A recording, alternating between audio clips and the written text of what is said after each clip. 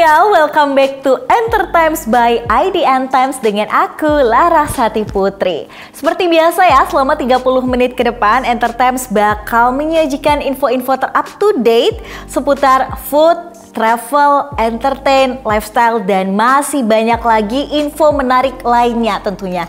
Dan tentunya info-info ini diambil dari kanal IDN Times Hype juga live ya Sobat Milenial. Langsung aja kita ke berita pertama. Lagi-lagi dari Marsyanda nih Besti. Setelah 27 Juni lalu warga Indonesia dihebohkan gitu ya dengan kabar menghilangnya Marsyanda. Dan finally di 12 Juli lalu Marsyanda langsung bikin klarifikasi nih lewat Instastory pribadinya. Kira-kira apa aja ya yang diklarifikasi sama Marsyanda? Yuk langsung aja kita lihat videonya berikut ini.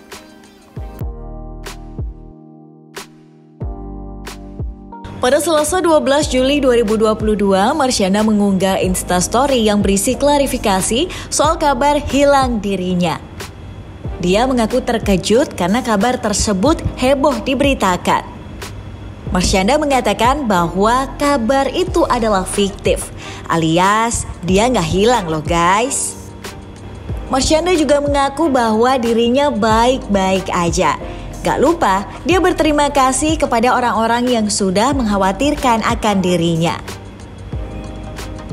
Marsyanda juga sempat membahas orang yang menyebut dirinya bipolar hingga manic di Instastory tersebut. Dia menyarankan jika lebih baik media mewawancarai orang yang memang merawat dirinya. Seperti yang diketahui ya guys, pada 26 Juni 2022, Marsyanda sempat dikabarkan hilang di Los Angeles. Kabar itu disampaikan oleh Sheila Salsabila, sosok yang mengaku sebagai sahabat Marsyanda satu hari setelahnya. Namun kemudian di hari yang sama keluarga Marsyanda merilis klarifikasi. Melalui akun @dolisa, adik Marsyanda mengatakan jika Marsyanda tidak hilang dan baik-baik saja. Keluarga menegaskan jika kabar terkini Marsyanda kala itu hanya akan disampaikan langsung oleh pihak keluarga. Saat itu Alisa juga berkata jika keluarga sedang butuh support dan juga privasi. Dan akhirnya setelah hampir 2 minggu berlalu, Marsyanda sendiri nih yang rilis klarifikasi. Semoga sehat selalu ya buat Marsyanda, tetap semangat. Next berita kedua ada dari The Boyz. Kalian fansnya The Boyz yang kemarin nonton gimana? Seru nggak?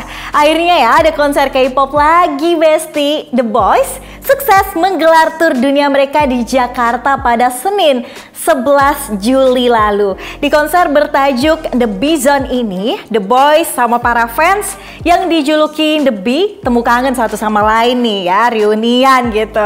Ya, langsung aja kita cek video highlight potret konser The Boyz di Jakarta yang seru banget tentunya. Check this out.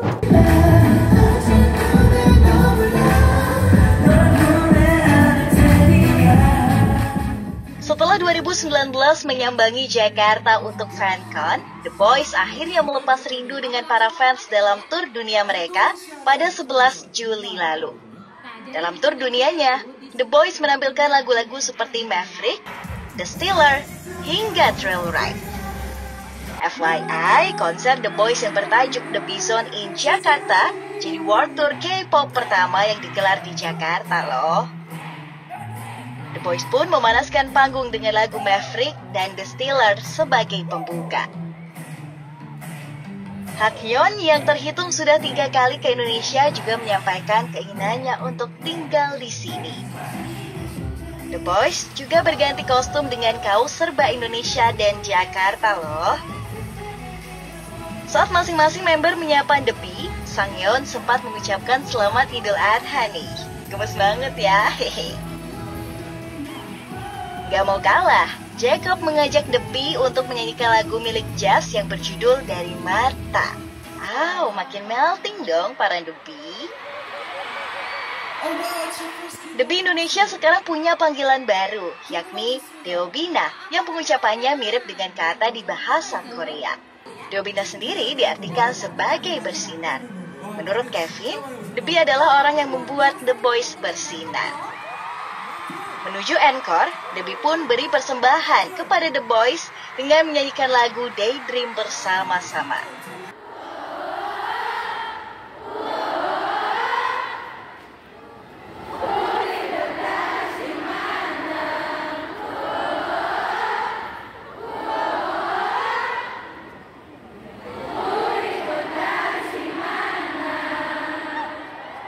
Plus, nyanyian para Debbie dengan lagu Daydream pun mendapatkan pujian dari The Boys. Bahkan The Boys sangat berterima kasih karena para fans yang hadir sudah membuat event khusus untuk mereka. Semoga Debbie and The Boys bisa bertemu lagi ya di konser selanjutnya. Next, berita ketiga guys. Belakangan ini ada kabar dari rumah tangga Sule dan juga Natalie Holscher. Pasalnya baru 1,5 tahun menikah, Natalie terkonfirmasi telah mengajukan gugatan cerai terhadap Sule di Pengadilan Agama Cikarang sejak 5 Juli lalu. Kayak yang kita tahu sih ya, hubungan keduanya emang mencuri perhatian sejak awal kenalan bahkan hingga sekarang gitu ya guys. Nah kali ini Entertainment mau bahas kilas balik perjalanan cinta Sule dan Natalie. Ya sebenarnya apapun keputusan mereka semoga itu yang terbaik ya. Yuk langsung aja kita lihat kilas balik Sule dan Natalie di video berikut ini. Check this out. Coba kamu jadi aku gimana coba? Apanya? Kamu kan biasa acting nih, kamu kalau jadi aku gimana? Hai, gimana? Natalie Holscher pertama kali berkenalan dengan Sule pada 2012. Hubungan mereka kembali terjalin saat kolaborasi YouTube di tahun 2020. Pada 22 September 2020, DJ tersebut mengumumkan keputusannya jadi mualaf dengan Sule sebagai saksinya. Kala itu, isu adanya hubungan istimewa di antara keduanya semakin terbukti. Sule dan Natalie semakin hari semakin dekat. Sule pun segera melamar Natalie. Momen ini diabadikan dalam vlog sahabatnya yakni Andre Taulani. Kemudian keduanya resmi menikah pada 15 November 2020. Natalie segera hamil, namun sayangnya mengalami keguguran pada Januari 2021. Selain itu, mereka juga diguncang gosip pisah rumah. Masalah tak berlanjut, kemudian Natalie mengumumkan kehamilan pada April 2021. Ini dia potret perayaan 1 tahun pernikahan Sule dan Natalie Holscher dirayakan meriah sambil mengundang Rhoma Irama. Pada 11 Desember 2021, Natalie melahirkan putra pertamanya dari Sule yang diberi nama Azam Ardiansyah Sutisna. Rumah tangga pasangan komedian dan DJ ini pun sempat tampak adem ayem. Natalie terlihat mesra dengan anak-anak tirinya. Namun sayang, beberapa waktu terakhir muncul masalah. Mulai dari konflik Natalie versus Putri Delina hingga resmi menggugat cerai Sule. Perjalanan cinta Sule dan Natalie memang selalu menarik perhatian masyarakat. Baru seumur jagung, pernikahan mereka telah melalui cukup banyak cobaan. Semoga keduanya menemukan jalan terbaik untuk rumah tangga dan anak-anak mereka. Berita keempat dari Aska Corbuzier nih, putra dari Deddy Corbuzier yang emang dikenal sebagai anak artis yang punya badan kekar. Belum lama ini Aska bahkan nyobain olahraga strongman, pernah denger nggak sih? Dan mencoba menarik truk seberat 5 ton. Wow, kira-kira berhasil nggak ya Aska ngangkat truk seberat 5 ton gitu? Kita lihat yuk kuatnya Aska di video yang satu ini. Check this out. Ayo Kak, ayo. Come on. Aska Corbuzier yang doyan olahraga belakangan ini mencoba olahraga strongman. Aska ditemani oleh strongman profesional mencoba beberapa olahraga ekstrim. Salah satunya menarik mobil Hammer seberat 2,5 ton. Dalam percobaan pertamanya, Aska berhasil menarik mobil tersebut sejauh 20 meter. Setelah itu, Aska diperkenalkan yoke walk. Olahraga ini mengharuskannya membawa beban seberat 60 kg di bahunya sembari berjalan. Lagi-lagi, Aska berhasil mengangkat beban itu dan sukses berjalan sejauh 7 meter. Gak puas cuma 60 kg, Aska meminta adik angkatnya, Nada Tarina, dan satu orang lagi untuk naik di alat sehingga bebannya bertambah. Total beban yang diangkat akhirnya 160 kg dan dengan susah payah, Aska berhasil menyelesaikan tantangannya. Puncaknya, Aska ditantang untuk menarik sebuah truk dengan berat sekitar 5 ton. Butuh 2 kali percobaan untuk Aska berusaha menyelesaikan tantangan menarik truk ini sejauh 20 meter. Voila, hebat banget karena truk berat itu bisa ketarik meski harus dengan susah payah guys. Wow, bukti ototnya bukan kaleng-kaleng nih Besti. Di berita kelima, ada yang lagi viral nih ya, Ratu ya, Bunda Ratu gitu. Lucinta Luna kini tengah berada di Korea Selatan lagi nih buat melakukan operasi. Kali ini Lucinta sih kabarnya menjalani operasi pemotongan jakun ya guys. Walaupun udah berhasil dilakukan tapi ternyata masih ada sejumlah operasi yang dijalani ya, katanya sih biar hasilnya sesuai gitu sama yang diidamkan sama Lucinta. Gimana ya kondisinya Lucinta sekarang? Langsung aja yuk kita lihat di video berikut ini. Oke guys, aduh sumpah aku jet lag banget. Beberapa waktu lalu Lucinta Luna kembali menjadi sorotan publik karena mengaku menjalani operasi pemotongan leher. Selebgram tersebut rupanya menjalankan operasi pemotongan jakun untuk menghilangkan suara kodam. Walau operasi berjalan lancar, Lucinta Luna harus puasa bicara untuk beberapa waktu. Di tengah kondisi kepala dan leher yang diperban, Lucinta tetap semangat menyapa penggemarnya. Dia bahkan tetap produktif endorse walau wajah dan leher dalam kondisi diperban. Well, gak cuma itu, selebgram dengan 4,4 juta pengikut di Instagram ini juga ikut berkurban pada momen lebaran loh. Banyak sih warganet yang mendukung Lucinta Luna, walaupun ada juga beberapa yang mengkritik. Lucinta masih harus menjalani 2 kali operasi untuk mendapat hasil sempurna. Salah satunya operasi tulang ekor. Meski harus merasakan sakit, Lucinta tetap semangat menjalani rangkaian operasi demi mendapatkan yang diinginkan. Wah, semoga prosesnya berjalan lancar ya Ratu. Tetap semangat ya. Hehe. Oke Besti, jangan kemana-mana karena Entertainment habis ini bakal balik dengan informasi yang lagi viral nih. Tahu nggak film yang lagi jadi perbincangan gitu dari Taiwan, Incantation? Penasaran? Stay tune terus di Entertainment by IDN Times. Yang baru di IDN App, tonton live streaming kreator dan topik yang kamu suka, beri hadiah dan ngobrol dengan streamers favoritmu, bisa nonton sambil berkegiatan lain tanpa perlu langganan. Yuk download sekarang!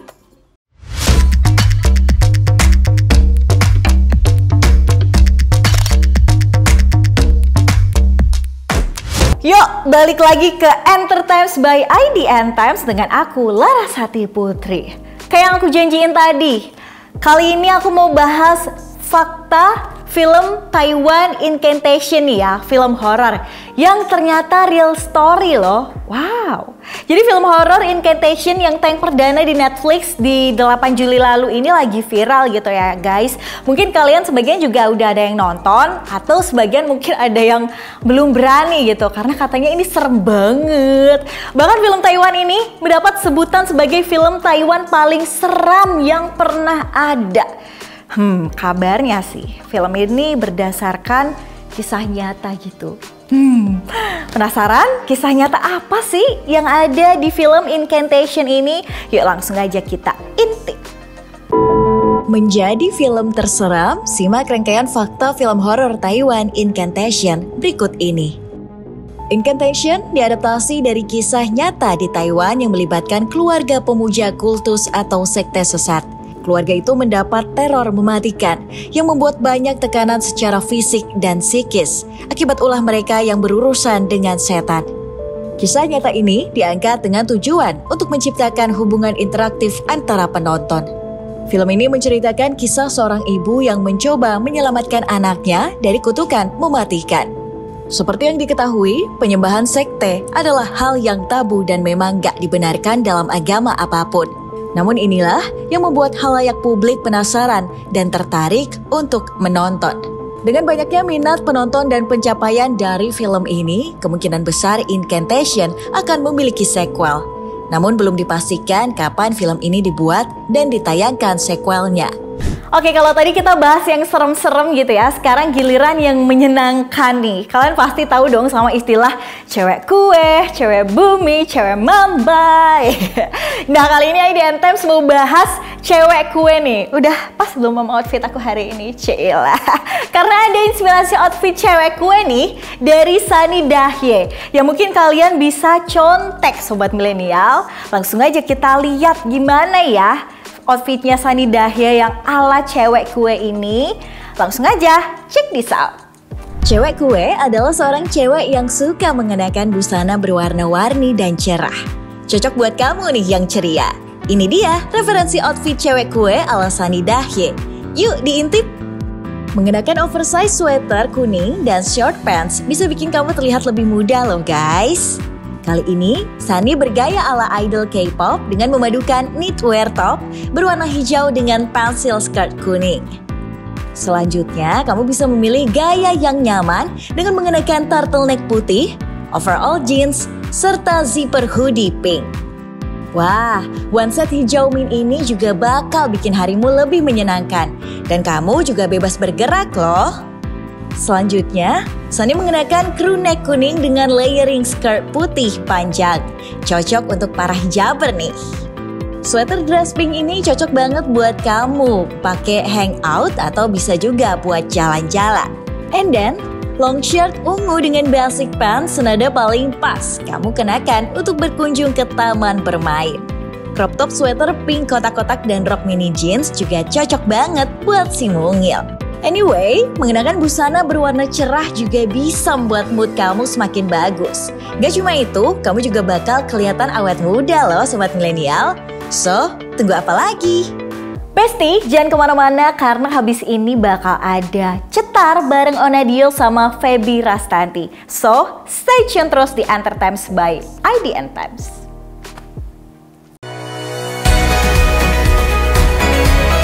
IDN Programmatic OOH is the first internet and GPS-connected out-of-home media platform.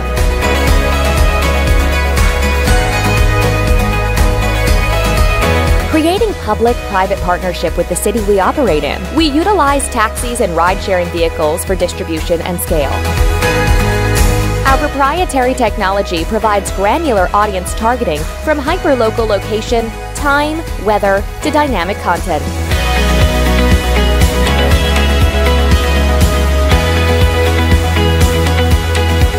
We bridge your digital life to real life.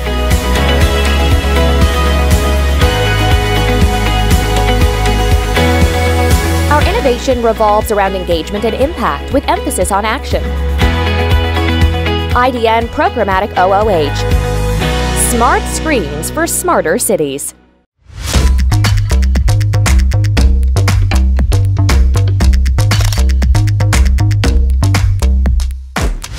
Oke guys, di Cetar alias cerita artis kali ini, jurnalis IDN Times bakal ngobrol sama cast film di The Last Prank. Ada Onadio Leonardo sama Feby Rastanti.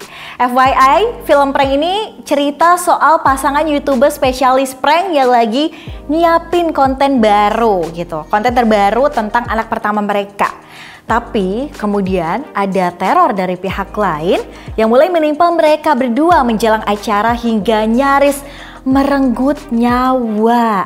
Nah, di live cetar hari ini ada Onat dan Feby Rastanti yang bakal bercerita soal proses seru syutingnya, juga latar belakang dari film ini ya.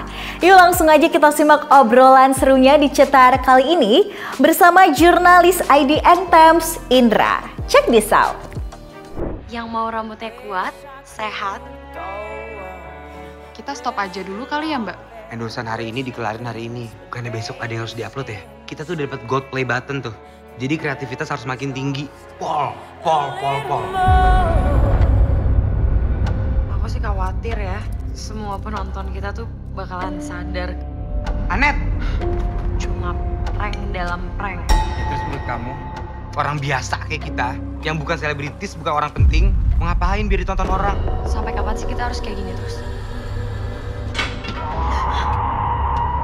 Mati aja lu, dasar pembunuh. Ini baru pertama kali loh kita dapat komen kayak gini. Halo? Pembunuh! Ada orang yang meninggal gara-gara kita, Will. Kalau cewek yang ada di vlog pertama kalian, itu udah meninggal dunia. Dia meninggal kenapa?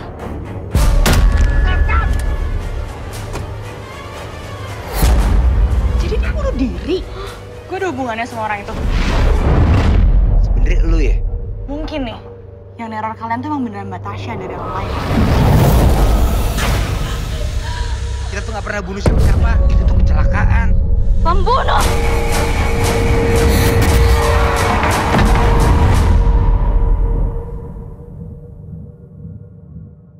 Nah, ini udah ada nih, udah ada Feby. Hai. Hai. Feby, apa kabar? Hai, Onat.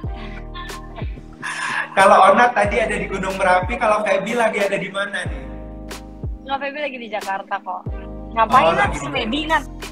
Ini nyari ilmu. Oh, nyari ilmu loh. Iya. Jauh juga ya nyari ilmunya ya. Jauh ya. Tadi aku udah tanya ke Onat di Feb. Jadi film ini kan rilisnya 23 Juli di Klik Film. Nah, aku sekarang pengen tanya ke kamu sebenarnya ini kan baru aja dirilis ya trailernya di YouTube-nya Falcon Picture. Nah, kira-kira ini filmnya tentang apa sih? Karena tadi aku nonton itu kok kayak ada horornya, ada trailernya. Ini film tentang apa sih, Feb? Coba kasih tahu kita semua. Ini film ya kurang lebih sesuai yang tadi Onat dijelasin sih, Kak. Gue belum jelasin.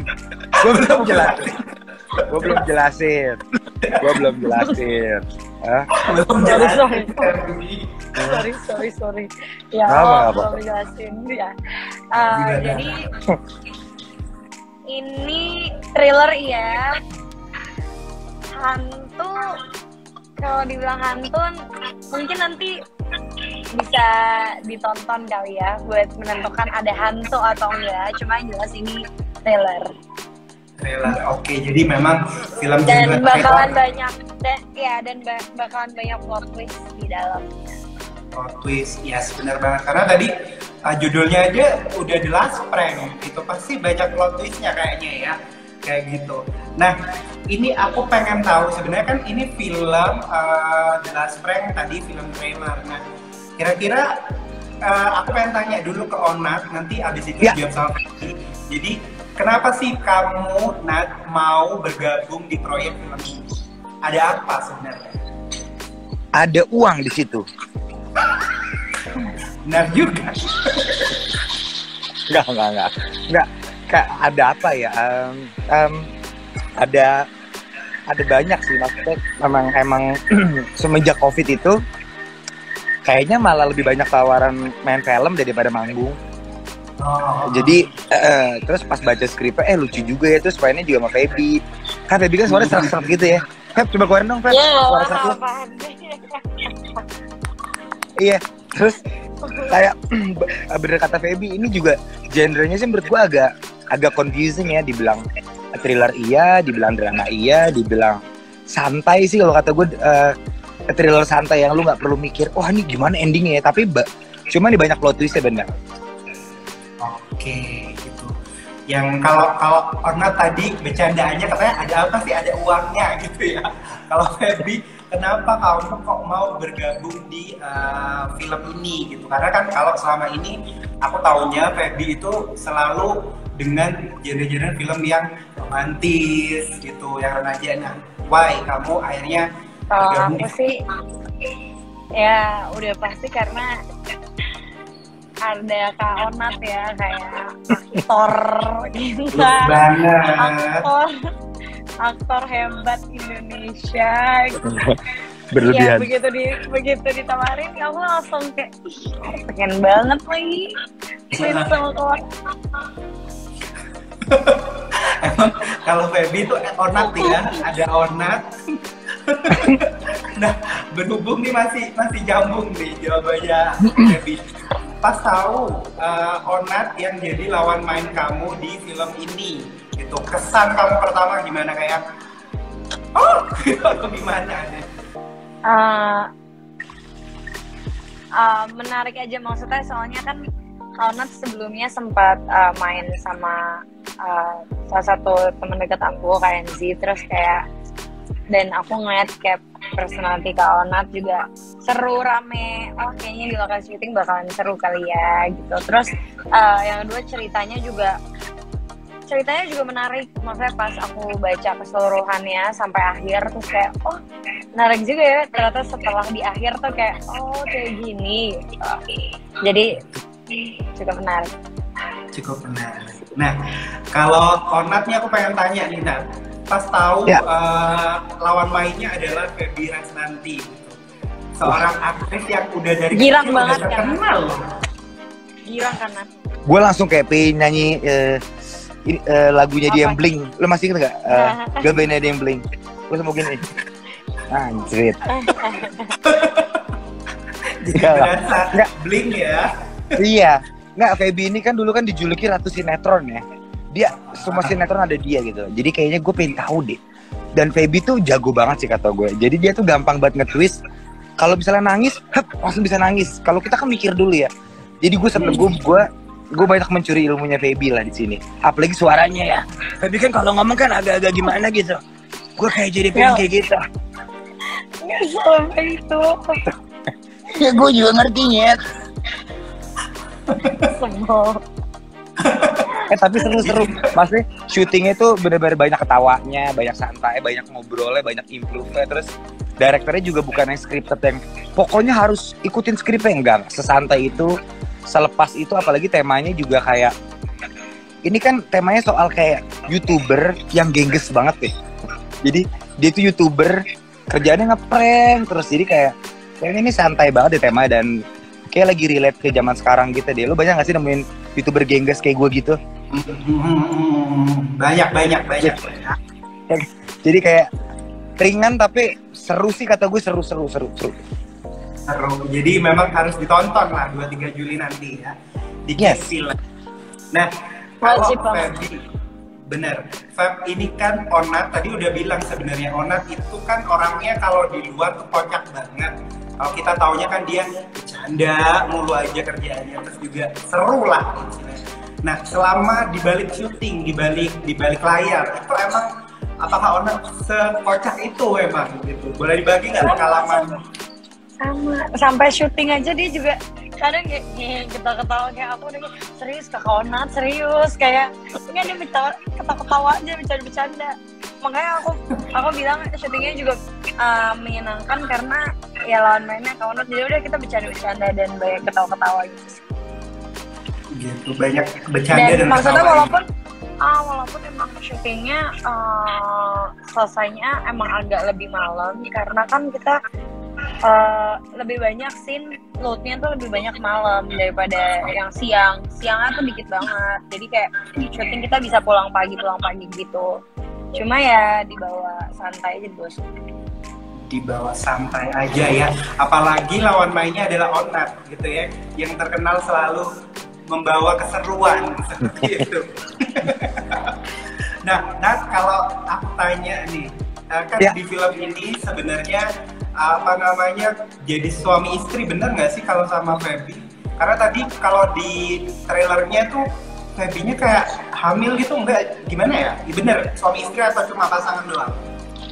Kalau di film suami istri. Nah, dan ternyata Feby itu ternyata hamilnya juga bukan sama gua, sama orang lain. Enggak. Lu jangan ada. Lu kalau ditanya ceritanya jawab yang serius dong, Feb. Oke. Nah, ini kalau buat Onat, jadi persiapannya syuting film ini tuh gimana? Persiapannya seru banget ya, maksudnya ini mungkin karena waktu itu banyak tabrakan, Feby juga ada ini. Kayaknya kita bentar ya Feb, seminggu 2 minggu ya Feb? 2 minggu kali ya? Ya, nggak nyampe seminggu sih, 5-6 hari. 5-6 hari ya kita reading ya? Readingnya, ya pokoknya sama reading mungkin ya semingguan lah, lebih. Semingguan lah? Aku lupa, itu kayak 2020 nggak sih? 2020 atau 2021 ya, lupa. Iya, ini tuh syutingnya udah kayak 1,5 tahun yang lalu ya? Iya, udah lama. Udah lama banget. Udah lama. Baru tayang. Oh gitu. Jadi emang udah lama banget. Dan persiapannya juga singkat. Tapi kalau proses syutingnya juga sesingkat itu atau malah berbulan-bulan sebenarnya? Proses syutingnya juga singkat sih. Emang nggak terlalu lama. Memang nggak terlalu lama juga ya. Nah, ini aku pengen tanya kalau tadi Feby sudah membagikan pengalaman seru selama proses syuting. Nah, kalau Onat ada pengalaman seru selama proses syuting, misalnya apa kayak ternyata misalnya tempat lokasinya berhantu, dihantuin atau gimana? Ada cerita nggak? Nah, kayaknya hantunya juga males sama gue deh. Aduh, Onat lagi. Takut dia. Kayaknya enggak deh gitu. Apa lebih ya? Kepawang ya. Palingan gue tuh orang kan agak skip gitu ya, maksudnya agak bego lah ya kalau baca. Jadi gue tuh banyak lupanya. Pokoknya kalau dialog lainnya tuh udah 4 halaman pasti gue take, terus gue improve. Paling lebih ke situ aja sih. Terus paling banyak ngobrol sama Feby. Orangnya tuh seru banget deh Feby, suka deh sama gerak-gerik anehnya. Dan ternyata rumah kita tuh deketan. Dan rumah kita tuh jauh banget dari peradaban. Jadi gue kayak rumah lu di situ ya? Iya. Jadi ya seru. Terus pemain lainnya juga lumayan seru ya Pepe? Iya. Ada siapa? Pemain lainnya ada siapa aja sih? Ini kita lagi ngetes Onat ya Feb, siapa aja, inget nggak ya? Tar lu ya. Pemain. Enggak, lu jangan. Enggak, karena gue udah bilang. Udah agak-agak skip ya, Nat ya. Iya. Pokoknya pemain lainnya tuh ada ini. Ada adiknya Uus yang gue ingat. Oke. Iya bener. Tiba-tiba kayak ini orang kok mukanya mirip banget sama Uus gitu kan. Terus perempuan tapi versi Uus. Oh ternyata dia bilang gue emang adiknya Uus. Mirip tau. Enggak, lu mau ngeberantemin dia adik Uus atau bukan nih? Malah kita ngebahas ya sampai HP-nya Feby jatuh gitu ya. Nah kalau Feby deh, inget nggak selain adiknya Uus ada siapa aja tuh di film ini? Ada satu lagi yang jadi dua-duanya itu kan kalau nanti itu ceritanya YouTuber. Nah yang satu itu editornya dia, yang satu tim kreatifnya dia gitu. Tapi aku kalau lihat trailernya di Onat sama Feby, aku ngelihatnya emang selain Onat sama Feby banyak ini ya, banyak wajah-wajah baru ya di film ini ya, bener nggak? Banyak banget. Ada berapa sih Feb yang terlibat tuh? 5 ya? Bukannya? Iya 5 ya? Iya 5. Kalau aku lihat di trailernya tadi ada sekitaran 5 orang lah ya. Iya. Lanjut ke berita terakhir. Sobat milenial, di zaman modern kayak sekarang nih ya, makin banyak orang yang pakai essential oil ya. Mungkin kalian juga salah satu atau beberapa penggemar dari essential oil gitu ya. Selain manfaat kecantikan, essential oil ini ternyata juga berfungsi buat aromaterapi kesehatan loh. Penasaran gak sih sama proses pembuatan essential oil ini gimana sih ya kira-kira? Nah kali ini IDN Times punya liputan serunya bareng jurnalis IDN Times yang visit ke Atsiri di Sarinah, Jakarta sama Dea. Yuk langsung aja kita sneak peek gimana sih proses pembuatan dari essential oil. Bisa juga kan jadi rekomendasi liburan kalian di akhir pekan. So check this out. Atsiri di Sarinah menjadi miniatur rumah Atsiri Indonesia yang terletak di Tawangmangu, Jawa Tengah. Ada tempat makan, museum mini, dan toko aromatik. Kamu bisa hiburan sekaligus mengenal banyak hal baru di sini. Atsiri di Sarinah menawarkan destinasi aromatic wellness yang terdiri dari Atsiri Eat, Atsiri Shop, dan Atsiri Museum. Atsiri Eat menawarkan berbagai menu sehat ala Atsiri di Sarinah. Sedangkan Atsiri Museum atau mini museum adalah bentuk mikro dari rumah Atsiri di Tawangmangu, Jawa Tengah. Saat jalan menuju Atsiri di Sarinah, kamu akan melewati pop-up exhibit dan bisa melihat sejarah serta foto-foto yang menceritakan awal mula rumah Atsiri.